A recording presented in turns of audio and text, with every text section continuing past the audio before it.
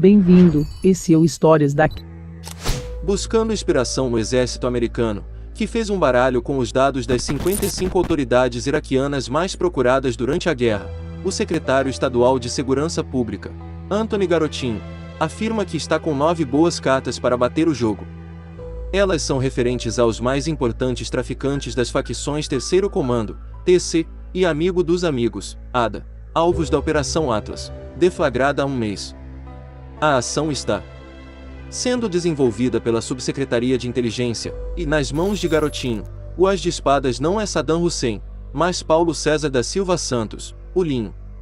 Garotinho prefere não citar os nomes dos outros 8 procurados. Mas sabe-se que, entre as principais lideranças do TC e da ADA em liberdade, estão Edmilson Ferreira dos Santos, o Sassá, Arley Azevedo de Araújo, o Savoy, Irapuan David Lopes, o Ganga, Renato Rodrigues da Silva, o Camilo, Claudecide Oliveira, o Noquinha, e Ednildo Pinto de Medeiros, o Nil.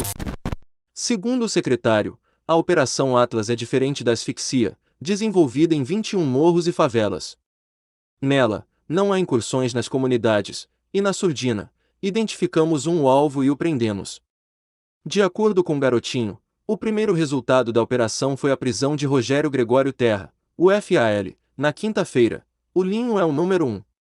E o FAL era o 2, assumiu o comando do Morro do Juramento e se tornou uma espécie de interlocutor da ADA em negociações com o TC. Em entrevista na sexta-feira, além de anunciar a Operação Atlas, Garotinho comentou os 4 meses em que está à frente da Secretaria de Segurança. Ao assumir, o senhor fez promessas como a construção da cidade da polícia, no Jacarezinho, que ainda não foi cumprida. E as demais? Eu diria que os pontos principais foram alcançados e os demais estão em andamento. No caso da cidade da polícia, houve um atraso por causa de divergências financeiras entre o proprietário do imóvel e avaliadores do Estado. Estamos tentando chegar a um consenso. A ideia da instalação de 500 câmeras na cidade foi retomada apesar de a Justiça ter suspendido o convênio de R$ 100 milhões entre o Estado e a Telemar. Estamos fazendo por nossa conta, como em Copacabana. E os helicópteros? Continuam trabalhando. IFEM, 2 empresas prestadoras de serviços informaram que os helicópteros estão parados. Estão parados os helicópteros delas, mas continuamos trabalhando com as aeronaves das polícias civil e militar. O monitoramento das favelas, que seria feito com as câmeras de vídeo instaladas nesses helicópteros, parou.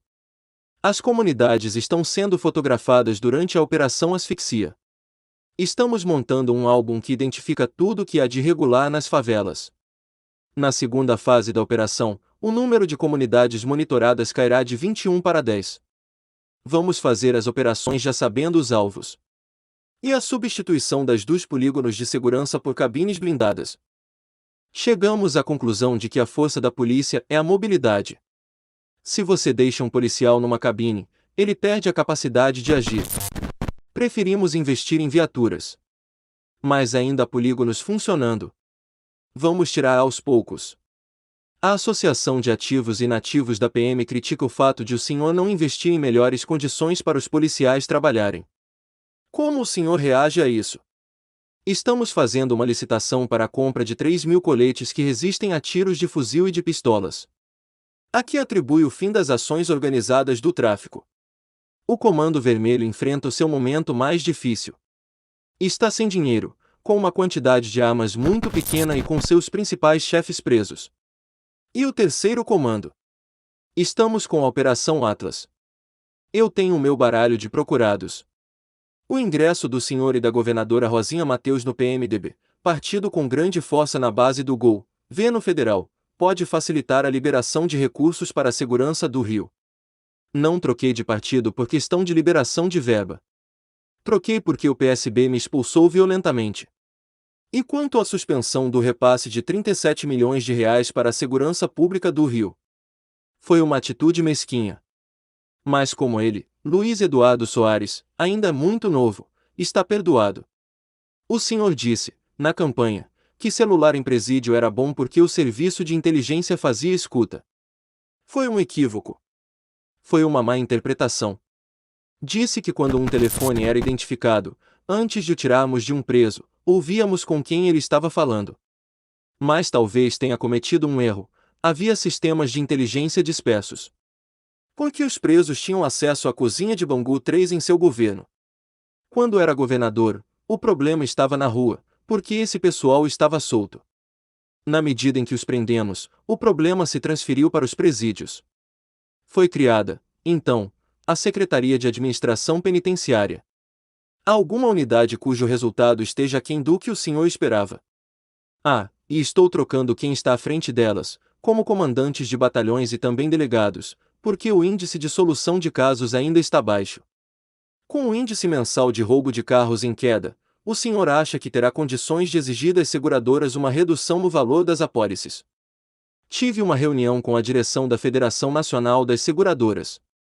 Disse que foram 5.100 carros roubados em janeiro, e em agosto, o índice ficará abaixo de 4.000.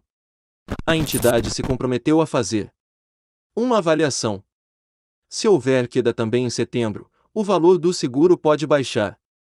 Há um boato de que o senhor deixaria a Secretaria de Segurança em outubro. Essa possibilidade não existe. Ficarei à frente da Secretaria até implantar todos os projetos. Pode ser até que fique até o final do governo. No auge da onda de violência, o senhor chegou a temer pela segurança de algum integrante de sua família. Há ameaças, mas confio na minha equipe e também em Deus. Virem membro do canal por apenas R$ 2,99. Histórias e vídeos novos todos os dias com imagens exclusivas que garanto que dificilmente você já viu.